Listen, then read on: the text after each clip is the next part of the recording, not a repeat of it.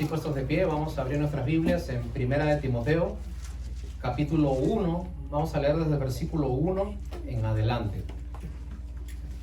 En nuestra serie Las armas del cristiano, el día de hoy vamos a tratar de un arma sumamente importante que nosotros tenemos, que es la palabra de Dios.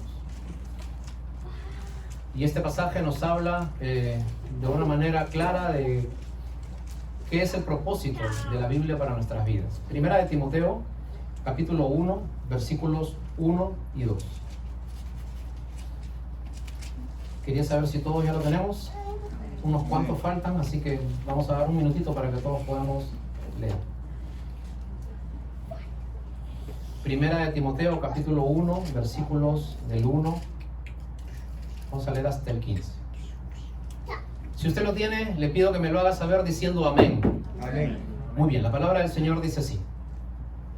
Pablo, apóstol de Jesucristo, por mandato de Dios nuestro Salvador y del Señor Jesucristo nuestra esperanza. A Timoteo, verdadero hijo en la fe. Gracia, misericordia y paz de Dios nuestro Padre y de Cristo Jesús nuestro Señor. Como te rogué que te quedases en Éfeso cuando fui a Macedonia, para que mandases a algunos que no enseñen diferente doctrina, ni presten atención a fábulas y genealogías interminables, que acarrean disputas más bien que edificación de Dios que es por fe. Así te encargo ahora. Pues el propósito de este mandamiento es el amor nacido de corazón limpio y de buena conciencia y de fe no fingida, de las cuales cosas desviándose algunos se apartaron a vana palabrería, y queriendo ser doctores de la ley sin entender ni hablar ni lo que afirman. Pero sabemos que la ley es buena si uno la usa legítimamente. Conociendo esto, que la ley no fue dada para el justo, sino para los transgresores y desobedientes, para los impíos y pecadores, para los irreverentes y profanos, para los parricidas y matricidas, para los homicidas, para los fornicarios, para los homoditas, para los secuestradores, para los mentirosos y perjuros, y para cuanto se oponga a la sana doctrina, según el glorioso evangelio del Dios bendito que a mí me ha sido encomendado. Doy gracias al que me fortaleció, a Cristo Jesús nuestro Señor, porque me tuvo por fiel, poniéndome en el ministerio, habiendo yo sido antes blasfemo, perseguidor, injuriador, mas fui recibido a misericordia, porque lo hice por ignorancia, en incredulidad. Pero la gracia de nuestro Señor Jesús fue más abundante con la fe y el amor que es en Cristo Jesús. Palabra fiel y digna de ser recibida por todos, que Cristo Jesús vino al mundo para salvar a los pecadores, de los cuales yo soy el primero. Vamos a orar un minuto, por favor. Señor, te pedimos en esta mañana que vamos a abrir tu palabra, como te pedimos siempre, que tú puedas hablarnos a través de ella, Señor, porque al transmitir tu palabra estamos transmitiendo tu voluntad, tus pensamientos, tus deseos buenos hacia nosotros, Señor. Ayúdanos a cada uno de nosotros que pasamos distintas dificultades. Señor, da a aquel que necesita un trabajo. Dale pan a cada uno de los que estamos aquí, pon el pan en la mesa. Señor, bendice, danos fuerzas, no miedo. Señor, lima nuestras asperezas que podamos tener con cualquier persona. Señor, que podamos hacer puentes de paz y perdón en medio, Señor, de la familia y de la comunidad que nos rodea. Por sobre todo, permítenos tener comunión contigo, porque esa es la puerta de entrada, Señor, para la vida eterna y una vida de fe. Así que descansamos en tus manos en el nombre de Jesús. Amén. Pueden tomar asiento, hermanos. Muchas gracias.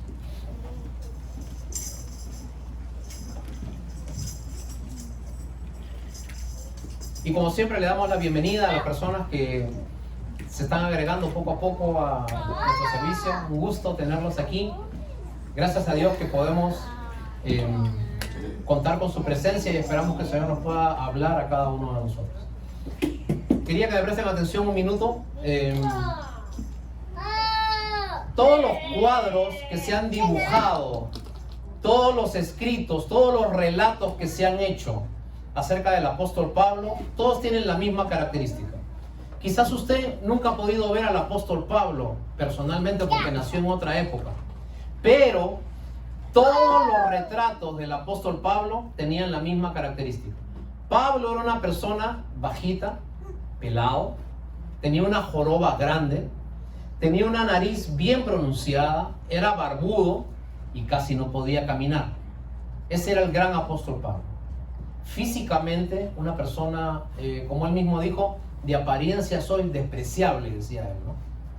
Entonces, este hombre, así como era, así con sus desventajas, así con sus situaciones, así con su físico decaído, pudo servir al Señor en cada cosa que él hacía. Ahora, Pablo supo a través de un encuentro con Dios saber quién era, de dónde venía y hacia dónde iba.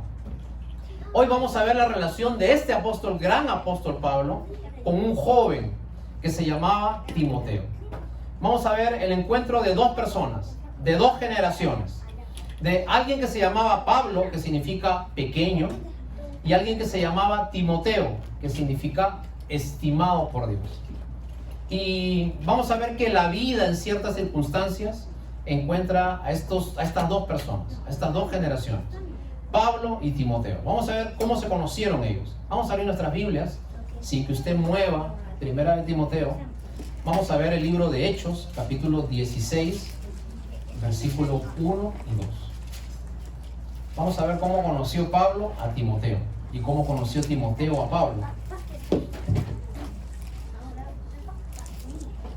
Hechos, capítulo 16, versículos 1 y 2.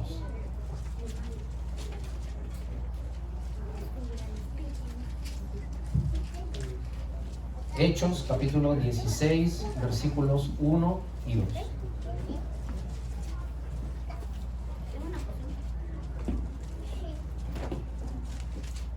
¿Lo tenemos? Muy bien, la palabra del Señor dice así. Hablando de Pablo, después llegó a Derbe y a Listra, y aquí había un cierto discípulo llamado Timoteo, hijo de una mujer judía creyente, pero de padre griego. Y daban buen testimonio de él los hermanos que estaban en Listra y en Iconio. Y quiso Pablo que éste fuese con él, y tomándole, le circuncidó por causa de los judíos que había en aquellos lugares, porque todos sabían que su padre era griego. A ver, quiero detenerme un minuto aquí. Vamos a ver qué dice la Biblia de cómo conoció Pablo a Timoteo. Pablo estaba en uno de sus viajes misioneros y dice que llega a un pueblo que se llamaba Derbe, y allí conoce a un discípulo que se llamaba Timoteo. Y la Biblia dice que la mamá de Timoteo era hebrea, pero el padre de Timoteo era griego. Así que Timoteo nace en un hogar donde se hablaba un poco de la fe del Señor y se hablaba de otro tipo de fe. ¿Okay? Ahora, en ese hogar crece un muchacho formado bajo la ley del Señor, que se llama Timoteo. Y creció de tal manera y tenía tanto respeto en su comunidad, que dice la Biblia que Pablo escuchó que todos hablaban bien de él. Y le ve condiciones y se lo lleva para que él pueda seguir en ayuda de Pablo en los viajes que él tenía, en los viajes misioneros. Así fue como estos se conocieron.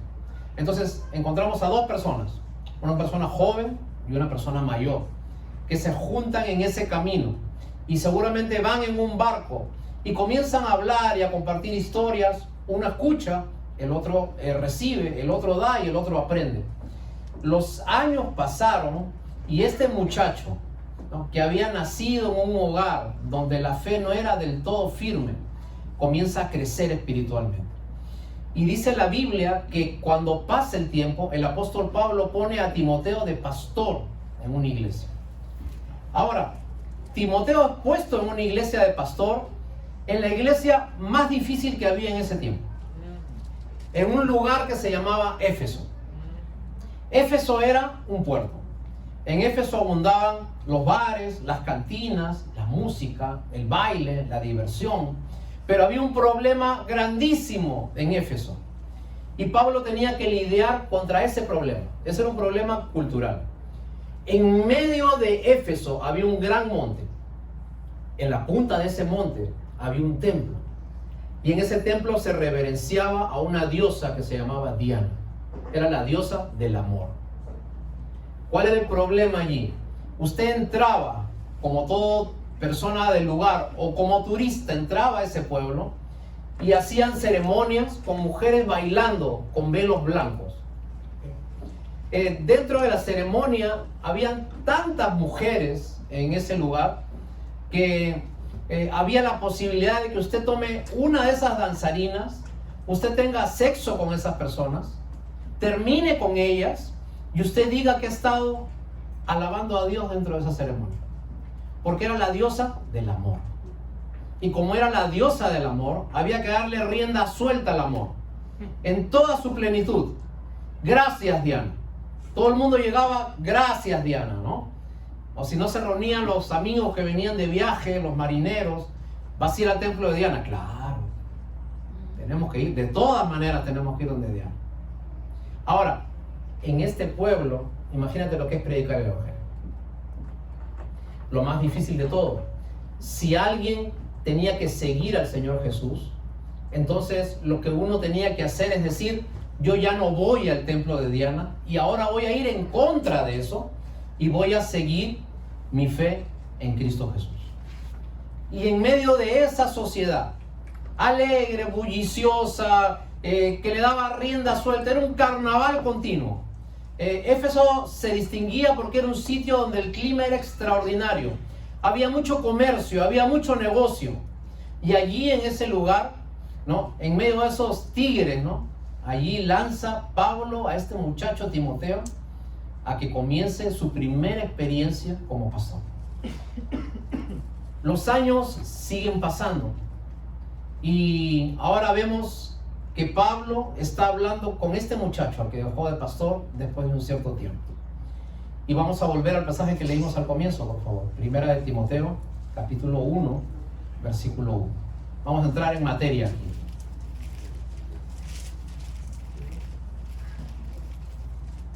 Vemos a un Timoteo ya instalado en su iglesia, a un Timoteo joven, un Timoteo inexperto, pero un Timoteo luchando contra la corriente que había. Era un trabajo cuesta arriba. No era un trabajo fácil convencer a alguien en esas características que dejara su vida para seguir una nueva vida. No era algo común, no era algo sencillo, era algo sumamente difícil. Entonces Pablo, acordándose de este discípulo que tenía, le escribe un par de cartas. Y la primera que le escribe es la que nosotros vamos a leer, que es Primera de Timoteo. En el versículo 1 vamos a ir analizando algunas cosas que Pablo le escribe a este muchacho al que conoció, lo entrenó, lo instituyó y lo dejó como pastor. Dice: Pablo, apóstol de Jesucristo, por mandato de Dios nuestro Salvador y del Señor Jesucristo nuestra esperanza, a Timoteo, verdadero hijo en la fe. Gracia, misericordia y paz de Dios nuestro Padre y de Cristo Jesús nuestro Señor.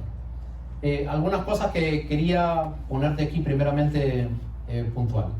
Lo primero que dice en el versículo 1 dice es que el apóstol Pablo tiene ese cargo por mandato de Dios. Ahora, lo segundo que dice es Dios nuestro Salvador. De repente para nosotros este Dios nuestro Salvador pasa desapercibido, pero quería que tengas en cuenta algo. Salvador era el título que se le daba al emperador romano, que era el conquistador de todos esos sitios.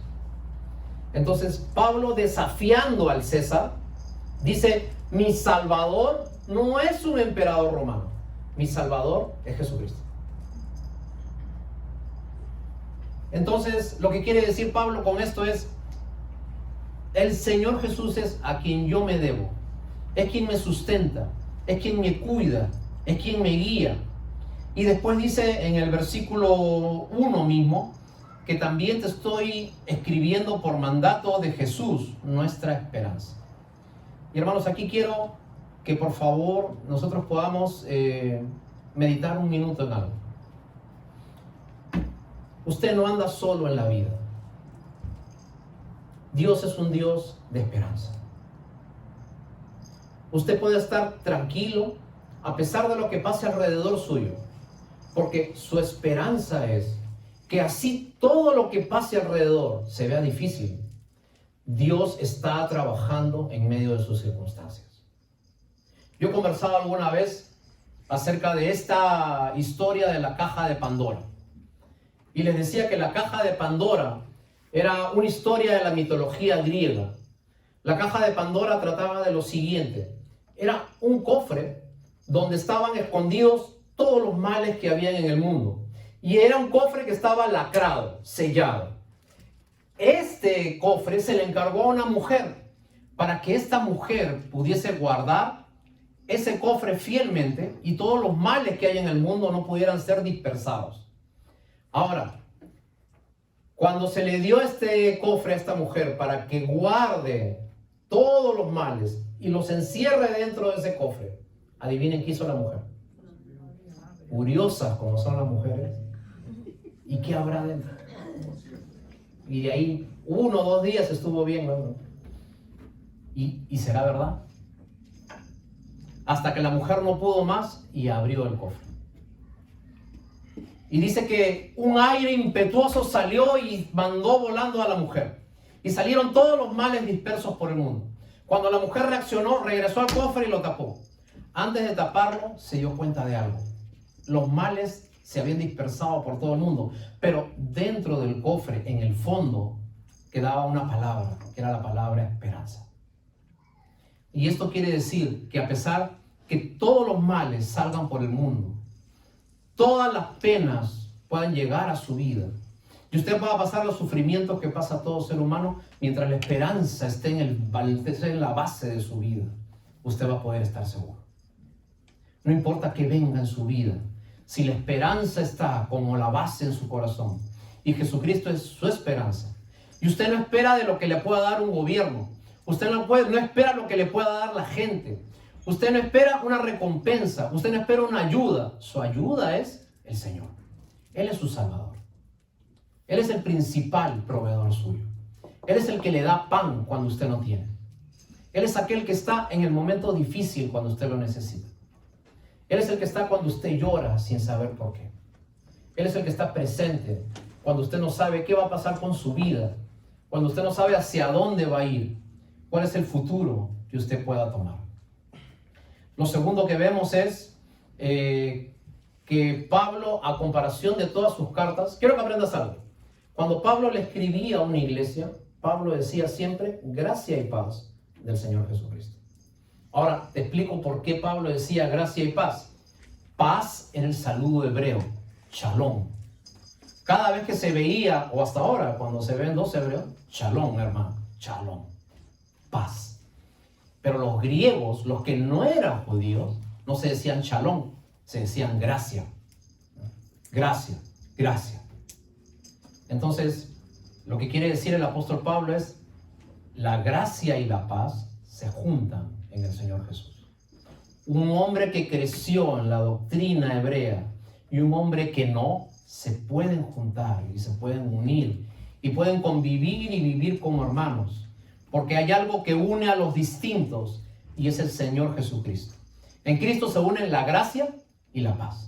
Pero hay una cosa interesante, cuando Pablo le escribe a una persona, como en el caso de Timoteo, Pablo ya no dice gracia y paz. Pablo ahora dice gracia, misericordia y paz. Cuando Pablo le escribe a Tito, no dice gracia y paz. La epístola a Tito dice gracia, misericordia y paz.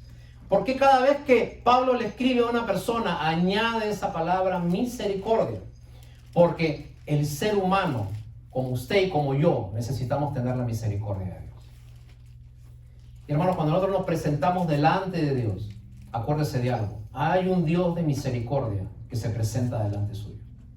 Hay un Dios que todos los días les tira la mano para que usted pueda venir delante de Él. Aún en sus situaciones más difíciles, aún en sus momentos más complicados, recuerde algo. Hay un Dios de misericordia que siempre le esté estirando la mano para que usted pueda estar allí. Ahora, ¿qué pasó con Timoteo? Timoteo habían pasado los años, se había quedado en esa iglesia, pero Timoteo estaba un poco desanimado. Timoteo, por lo que nos dicen los historiadores, era una persona joven, era una persona muy sentimental, una persona tímida, y por eso es que en otro pasaje Pablo le escribe a Timoteo: Dios no nos ha dado espíritu de cobardía. Como diciéndole: Pablo, tú no eres cobarde, tú tienes un espíritu de amor, de gozo y de dominio propio. Y miren lo que dice el versículo 3. Vamos a ver 1 Timoteo 1:3. Ponga sus ojos en su Biblia, por favor. Dice: como te rogué que te quedases en Éfeso cuando fui a Macedonia, para que mandases a algunos que no tengan diferente doctrina. ¿Okay? Al parecer, Timoteo estaba poco desanimado de lo que pasaba en su iglesia. No veía mucho fruto, no había mucho resultado. Y Pablo le había rogado que por favor no se vaya, que se quede. Pero que se quede, ¿para qué? Para que otros no enseñen distinta doctrina. En otras palabras, Pablo le decía a Timoteo: Timoteo, tú tienes un arma que aún no has usado. Tú tienes un arma al que estás prestándole poca atención. Tú tienes un arma que es poderosísima, pero no la estás usando. Esa arma es la palabra de Dios. Y con la palabra de Dios tú puedes enseñar buena doctrina. ¿Qué cosa es la doctrina?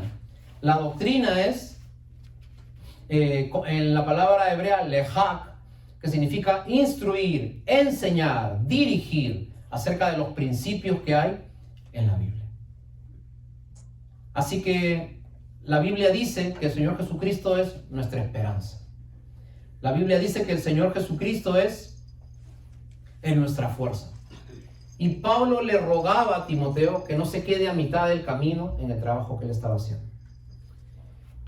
Quisiera detenerme y aplicar un poquito este pasaje y quisiera decirle a usted que siempre se queda a mitad de un proyecto, a usted que siempre comienza algo y en el camino lo deja, a usted que nunca pudo terminar una carrera, un estudio, no pudo terminar algo, que de repente está en puntos suspensivos. Me gustaría decirle el día de hoy de que Dios lo anima a que usted siga adelante con el propósito por el cual usted comenzó su vida. Por favor, no se rinda. Si hubo algo que dejó, pero usted quiere seguirlo, por favor, adelante.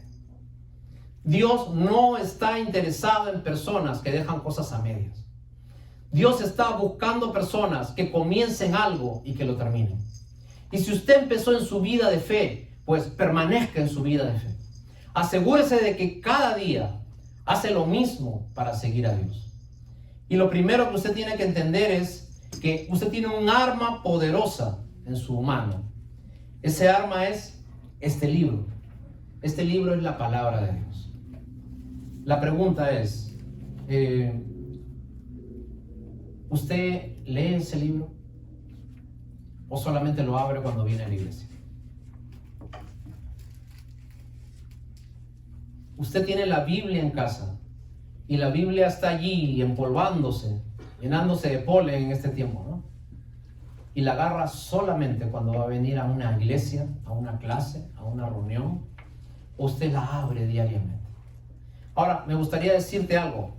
La Biblia es diferente a todos los libros que existen, porque el ser humano puede estudiar cualquier libro, pero la Biblia estudia al ser humano. Porque la Biblia te reta, la Biblia te confronta. Muchos pasajes de la Escritura dicen que la Biblia es una espada. Yo no sé si usted ha tenido oportunidad de agarrar una pesada espada alguna vez. Y en algunos museos, usted tiene su oportunidad de agarrar una espada pesada, ¿no? Y están con su funda y son pesadas realmente las espadas. Ahora, si nosotros cuando alguna vez se ha cortado el dedo con algo, con un cuchillito, con una navaja, ¿se ha cortado el dedo, perdón? Ahora, pregunta, ¿qué dice usted cuando... No, mejor no, cambio la pregunta. No le voy a decir qué dice usted cuando se corta el dedo. ¿Le dolió o no le dolió? Muy bien. Ahora, si una pequeña cortadura nos hace saltar y expresar algo y movernos y saltar o nos chupamos el dedo, ¿tú te imaginas que es una herida por espada? Ahora, la Biblia dice de sí misma que es una espada. Dice, tenemos que tener la espada del Espíritu, que es la palabra de Dios. ¿Y sabes qué es lo que hace? La espada del Señor corta todo lo malo que hay en ti, te lo saca de un tajo, te lo arranca, te lo quita. ¿ok? Y algunas veces duele, algunas veces incomoda. Yo estoy seguro que yo algunas veces he dicho cosas, si es que no es todos los domingos, que te incomodan. Que de repente tú me has mirado, has cerrado los ojos así. Esa me la ha dicho para mí. Vamos a apuntarlo para mí. Esa me la ha dicho para mí. ¿Ok? Pero ¿sabes qué cosa es eso? La palabra de Dios está hiriendo, está molestando, está incomodando, pero lo hace para tu bien, para que tú cambies. Y ese es el propósito de tener la Biblia en medio de nosotros. Algunas veces usted tendrá que decirles a sus hijos cosas que no le van a gustar. Y usted sabe que los hijos se van a molestar, pero se las tiene que decir por su bien. Eso es lo que hace la Biblia con nosotros. Nos dice cosas que algunas veces nos van a incomodar, pero es por nuestro bien. Algunas veces la Biblia nos va a decir, no hagas eso. Algunas veces la Biblia nos va a decir, perdona a esa persona. A veces la Biblia nos va a decir, no humilles a esa persona. A veces la Biblia nos va a decir, ya no vayas donde esa persona. Ya no te relaciones con esa persona. Deja esa vida desordenada que tienes. Deja de ser flojo. Sé insistente, esfuérzate en la fe. Y todas esas cosas nos incomodan. ¿Te das cuenta por qué la Biblia es viva? ¿Te das cuenta por qué la Biblia te reta? ¿Te das cuenta por qué la Biblia te corta? La Biblia va sacando todo aquello que está malo. Cuando usted tiene una fruta que está muy madura, ¿no? En lugar de botarla, ¿qué cosa hace usted? Agarra un pequeño cuchillo y comienza a sacar todo lo que está malo, ¿no es cierto? Y se queda con lo que está bueno y eso es lo que se come, ¿correcto? La Biblia va haciendo eso en nuestro corazón. La Biblia va cortando todo aquello que no sirve y va trabajando con aquello que va quedando en nuestro corazón. Ahora, seguimos con el pasaje. Pablo hablándole a Timoteo y le dice, tú tienes que usar un arma y esa arma te va a servir para tu vida espiritual. Te va a servir como pastor de esta iglesia donde tú estás. Esta arma es lo único que no puedes apartar de esa congregación. No importa si no ves frutos. No importa si algunos vienen y se retiran. No importa si unos están de paso. No importa si unos se duermen. No importa si unos vienen de cuando en cuando, de mes en mes. No te preocupes por eso. Tu preocupación, Timoteo, debe ser que esta palabra nunca falte de tu iglesia. Que se pueda enseñar la sana doctrina. Ahora, y en el versículo 5 dice, el propósito de este mandamiento es el amor nacido de corazón limpio y de buena conciencia y de fe no fingida. Y hermanos, y en el versículo 4, Pablo dice, no le prestes atención a fábulas interminables, genealogías, que más bien traen problemas que otra cosa más. Hermanos, Pablo lo que le quiere decir a Timoteo es, cuando estudies la Biblia, por favor, Timoteo, cuando la enseñes, cuando la prediques, cuando en tus tiempos diarios las hables, no abras la Biblia simplemente para conocer. El propósito de estudiar la Biblia es el amor sincero y no fingido, entre otros.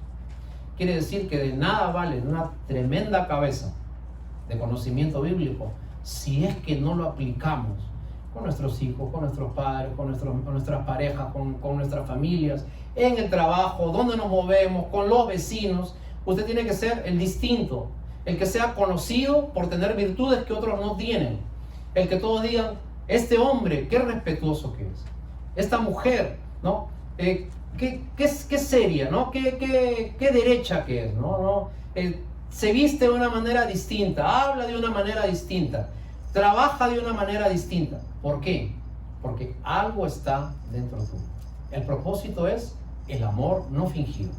El propósito es que tú puedas ayudar a otros que están en dificultades. Ese es el propósito de que tú estudies la palabra de Dios. Y en el versículo 9 dice, conociendo esto, que la ley no fue dada para el justo, sino para los transgresores y los desobedientes. Dice el versículo 9, la ley fue dada para los impíos, los pecadores, irreverentes, profanos, parricidas, matricidas, homicidas, fornicarios, sodomitas, secuestradores, para los mentirosos y para los perjuros, y para cuantos se opongan a la sana doctrina. Ahora, hermano, me gustaría que no te compliques mucho todas estas palabras un poco difíciles que da el pasaje. La ley, ¿sabes qué representaba finalmente? La religiosidad del hombre. La ley te decía, tú tienes que hacer estas cosas para llegar a Dios. Y los judíos se esforzaban muchísimo para tratar de lograr cada una de las cosas que estaban escritas en la ley. La ley representaba la religiosidad. Y el hombre desde sus comienzos y hasta ahora, todo lo que quiere es buscar una forma de hacer cosas para agradar a Dios. De repente toda la semana podemos hacer lo que queremos, pero porque vamos a una reunión, pero porque damos una cierta cantidad, pero porque hacemos una buena obra, pensamos que ya cumplimos con Dios. Eso es ser religioso. La Biblia dice que el cristiano no es una persona religiosa. El cristiano es una persona que fue agarrada por Dios. Porque la religión es el intento humano de llegar a Dios. Y el cristianismo, el nacer de nuevo, es el intento de Dios de llegar al hombre. La religiosidad va de abajo hacia arriba. Y el evangelio va de arriba hacia abajo. La religiosidad trata de lo que tú tienes que hacer. El evangelio trata de lo que Dios ya hizo para llegar a ti. Y Dios ya mandó hace muchos años a su Hijo para que tú lo recibas a Él y tengas relación con Él. Hacer no es el camino. Cristo es el camino. Entregarse a Cristo es el camino. Así que me gustaría hablar con usted en esta mañana que quizás le han enseñado que su vida de fe tiene que limitarse a tener un espacio de la semana a buscar de Dios y el resto del tiempo olvidarse de Él. Permíteme decirte que seguir a Dios es una relación diaria y continua. Cuando te levantas y abres los ojos, das gracias a Dios. Cuando se te presenta la oportunidad de hacer algo malo, buscas a Dios. Me acuerdo mucho una vez un amigo, estoy hablando hace como 30 años por lo menos, le estaba orando a Dios porque tenía una necesidad, ¿okay? Una necesidad de dinero. Entonces me decía, hermano, vamos a orar al Señor y a pedirle que por favor me dé la necesidad, me supla mi necesidad. ¿Okay? Y un día me llama y me dice, Fernando, en esos tiempos no había ni celulares, había los teléfonos de casa. Y entonces, Fernando, Dios ya me respondió mi necesidad.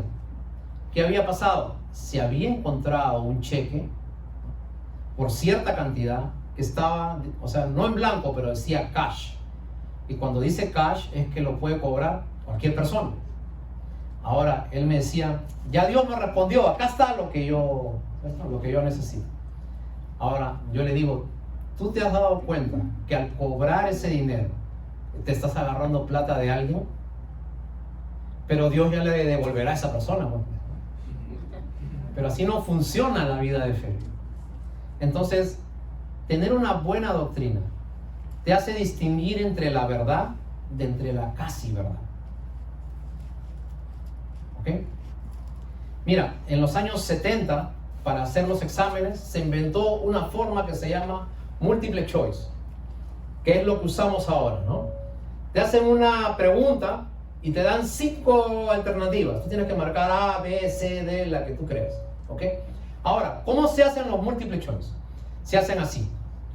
Una de las respuestas de las 5 es un absurdo que tú sabes que jamás va a ser. 3 de esas respuestas, ¿ok? Son mentiras, son falsas. Pero una de esas se parece mucho a la verdad. Y ahí está el truco del multiple choice. Que a veces por querer marcar algo, marcamos la que es muy parecida a la verdad. Y la Biblia te libra de encontrar las casi verdades de la vida, ¿no? Y te acerca a que tú puedas encontrar la verdad de tu corazón.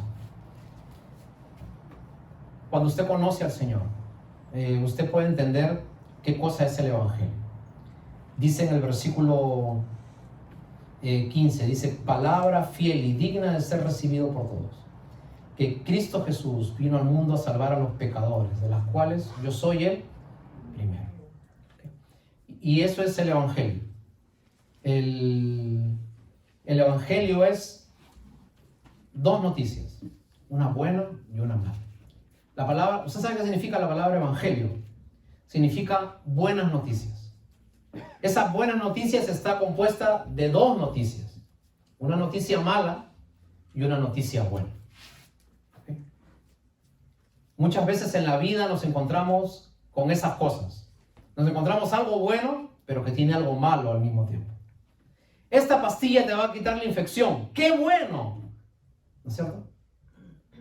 Pero te va a dar sueño. ¡Qué malo! Prueba este chocolate, está riquísimo. Gracias, qué bueno. Pero te va a subir el azúcar. ¡Qué malo! Y todo en la vida se hace de cosas buenas y de cosas malas. Tú tienes que saber distinguir en qué momento usarlas. El Evangelio tiene dos noticias. La primera noticia es una noticia mala. Y la noticia mala es que todos estamos condenados delante de Dios. Todos nos apartamos de Dios. Por naturaleza no nos gusta buscar a Dios. Pero la noticia buena es que Dios, sabiendo esto, Dios desde antes de la fundación del mundo ya había previsto que venga un Salvador para que Él tome nuestro lugar y Él pague por nuestros pecados. Usted aceptándolo, arrepintiéndose y entrando a Él, usted puede tener vida nueva y puede tener comunión nuevamente con Dios. Y este plan de Dios ya estaba hecho antes que Dios creara todas las cosas. Por eso es que alguien dijo una vez que antes que Dios dijera sea la luz, Dios ya había dicho sea la cruz. Porque ese es el plan de Dios desde un comienzo. Y hermano, cuando usted está en la gracia del Señor y en el Evangelio, usted no necesita ley para que usted le diga qué es lo que tiene que hacer. Hay gente que todo el tiempo está diciendo, hermano, ¿y puedo ir aquí? Hermano, ¿puedo tomar esto? Hermano, ¿puedo ir con tal? Siempre está al borde del peligro, ¿no? Al borde del precipicio. ¿Puedo o no puedo? ¿Es malo o no es malo? ¿Okay? Pero cuando usted conoce a Dios, su preocupación ya no va a ser si lo que está haciendo es malo. Su preocupación va a ser si lo que voy a hacer va a mejorar lo bueno que yo ya tengo.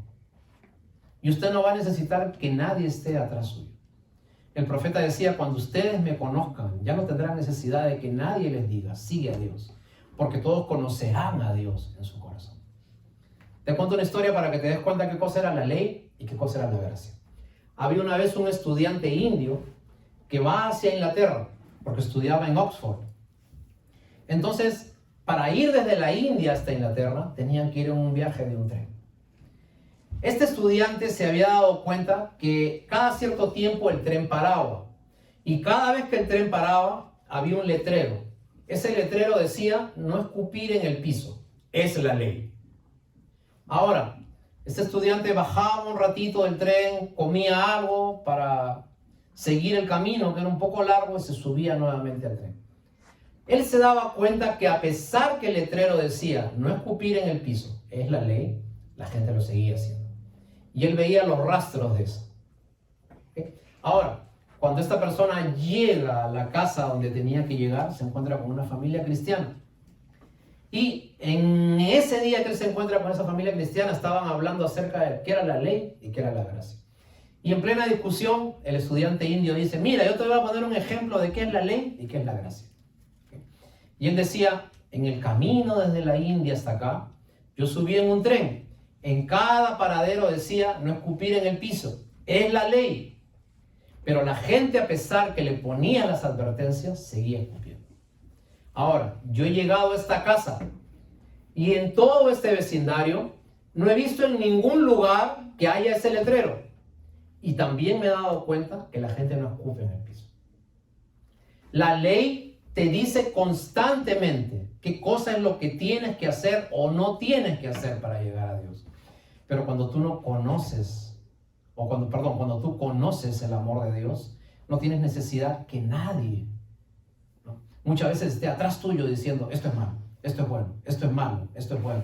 ¿Por qué? Porque en el arma que tú tienes como cristiano, que es la palabra de Dios, esto te va a decir qué es lo bueno y esto te va a decir qué cosa es lo malo.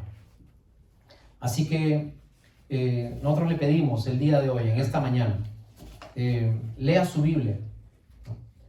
Cuando usted crea en la Biblia, usted será salvo. cuando usted la lea, será sabio. Y cuando usted la practique, usted tendrá una mejor vida. Así que eso es lo que tenemos que hacer.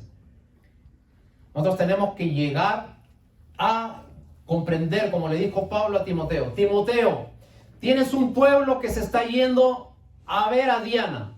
Tienes una cultura que año tras año ha seguido eso.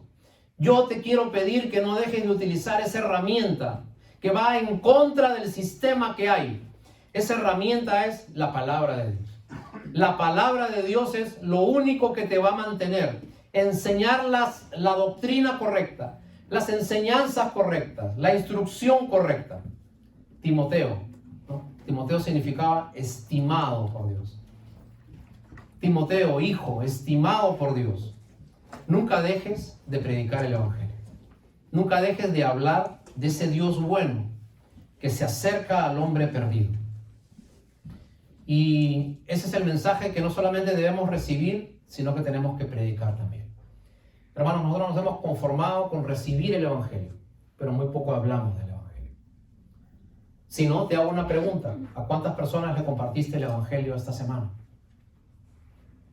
¿Ha habido alguien a quien te hayas acercado y le hayas dicho: mira, tú sabes que hay un Dios que está dispuesto a sacarte de esa necesidad que tú tienes, que quiere transformar tu vida en una vida con esperanza, con propósito, con alegría?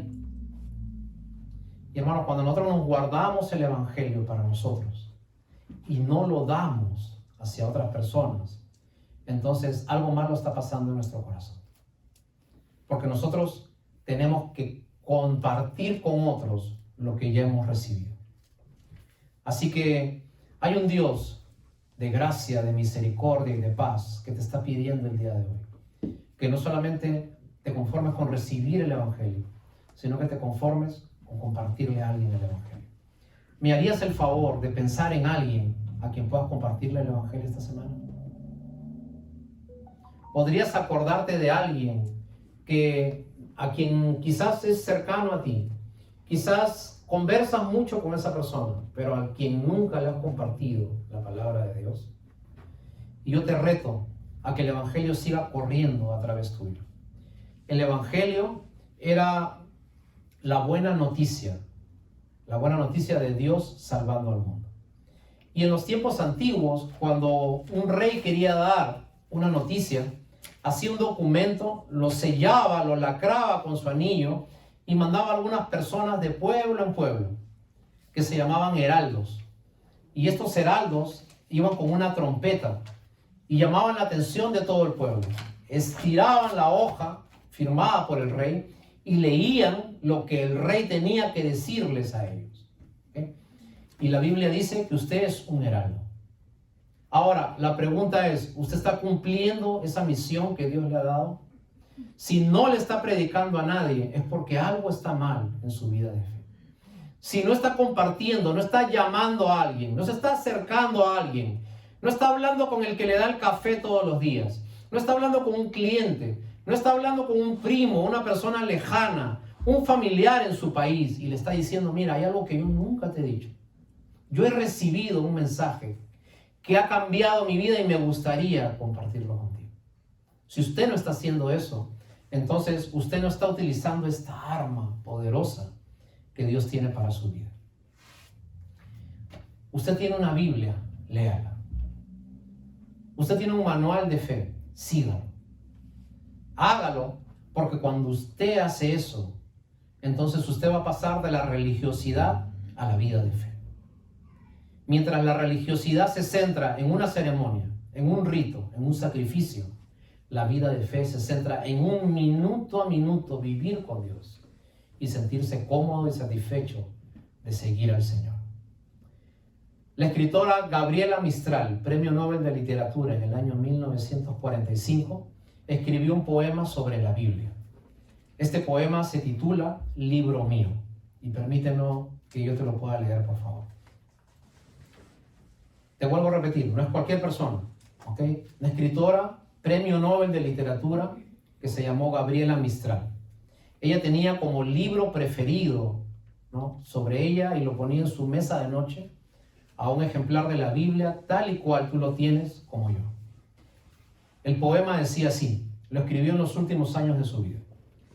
Libro mío, refiriéndose a la Biblia, mi amigo en cualquier tipo de tiempo y a cualquier hora. Mis mejores amigos y consejeros no han sido los de mi tiempo. Mis mejores amigos han sido los que tú me diste, libro mío. David, Ruth, Job, Raquel y María. Ellos rondan en mis oraciones y sus ejemplos me enseñaron a amar y me enseñaron a saber sufrir. Libro mío, nunca me cansaste como los escritos de los demás hombres. Hermoso libro mío, te amo completo. Y ese es el canto de una persona que estudió y disfrutó y deleitó su vida leyendo la palabra de Dios. David decía que la palabra de Dios era como miel para sus labios. Pregunta, ¿leemos la Biblia por obligación o por deleite? Y cuando nosotros no conocemos a Dios personalmente, cuando no hemos conocido el Evangelio, cuando nosotros no hemos entendido que este libro sirve para que nosotros podamos entender quiénes somos, a dónde vamos y qué tenemos, entonces muy poco podemos hacer por entender.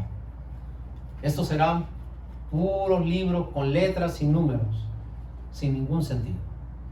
Y buscarás que alguien te los explique porque por ti mismo no puedes entenderlos.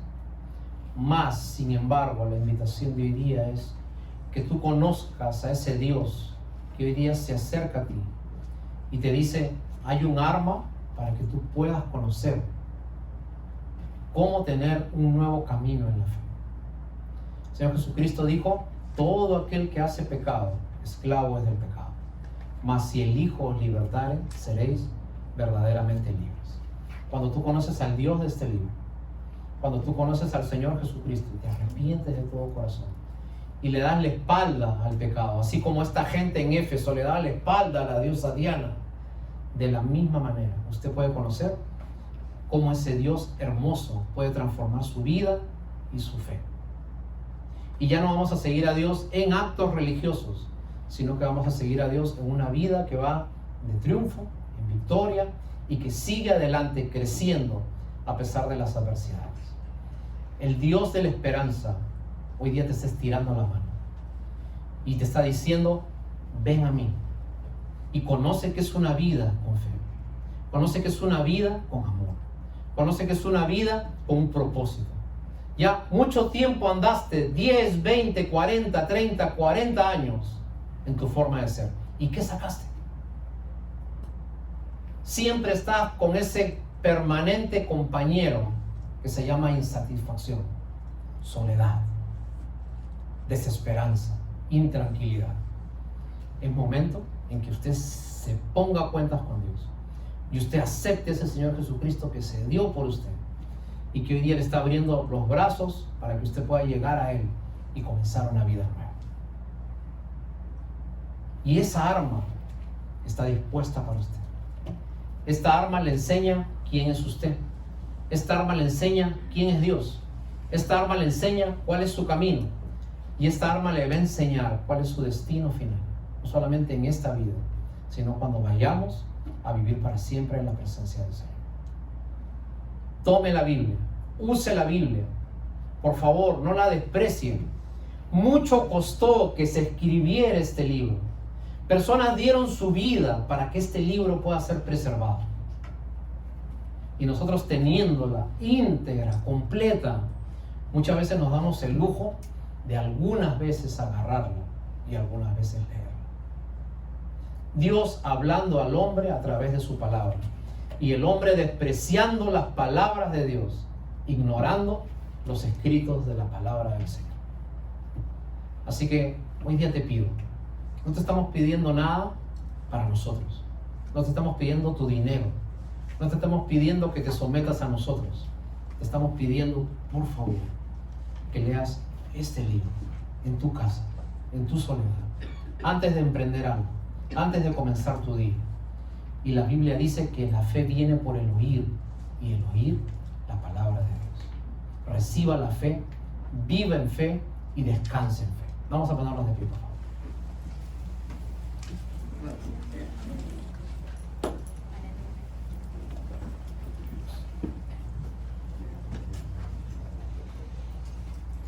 Oremos.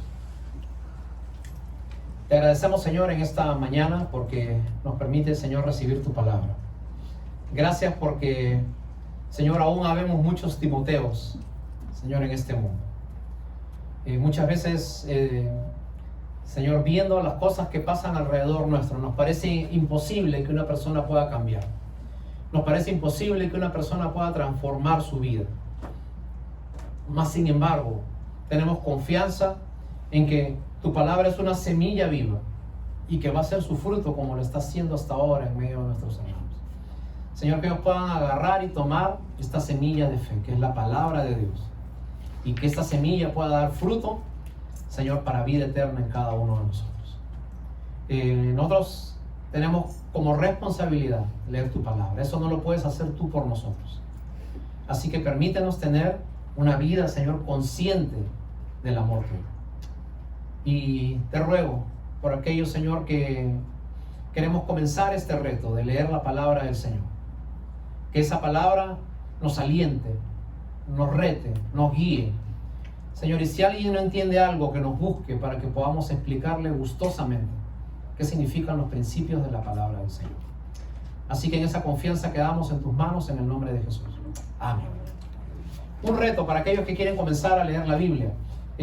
Aquí tenemos un plan para que usted pueda leer la Biblia en un año entero. Día por día, usted tiene que seguir las lecturas que hay escritas en este material, ¿no? Y si usted sigue obedientemente, disciplinadamente, lo que hay acá son solamente 2 páginas, usted puede leer la Biblia en un año. Si usted quisiera seguir este plan, ¿no? Entonces le pedimos que se acerque, ¿no? Le voy a dar a la hermana Alejandra el material y ella se lo va a hacer entregar a usted. ¿Ok? Muy bien, hermanos, vamos a terminar el servicio, vamos a cantar y alabar al Señor. Adelante.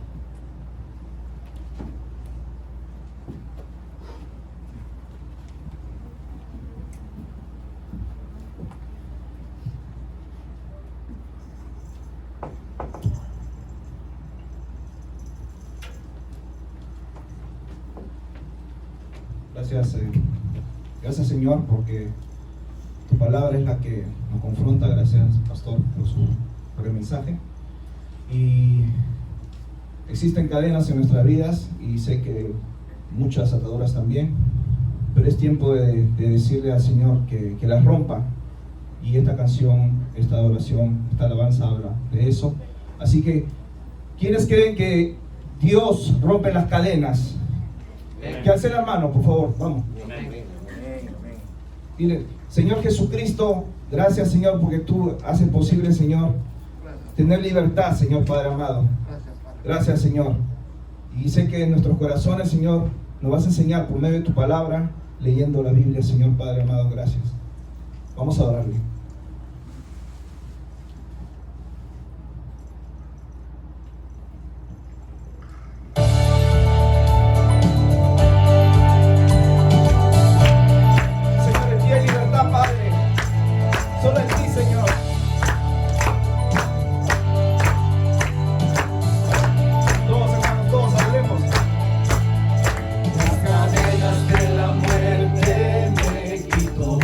Para mí ya no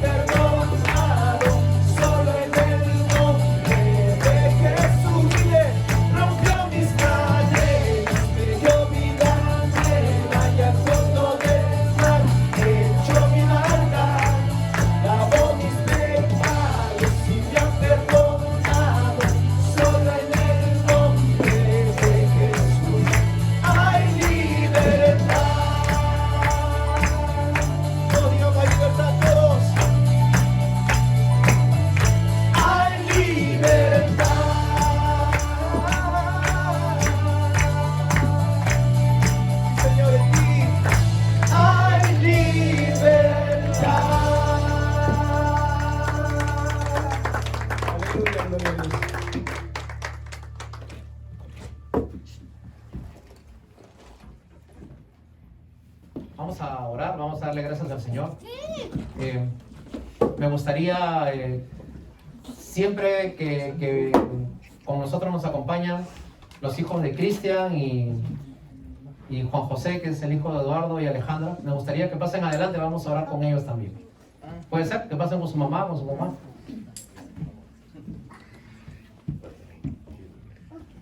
A ver, pasen para aquí. Son las nuevas generaciones.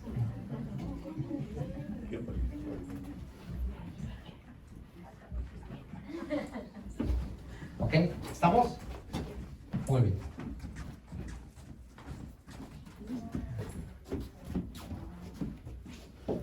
Vamos a dar gracias al Señor entonces, oremos.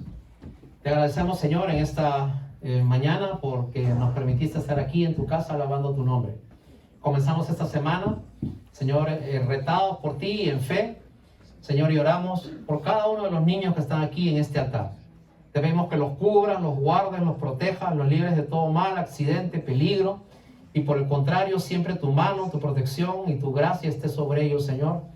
Y gracias por sus padres que insistentemente, Señor, los cuidan, los protegen.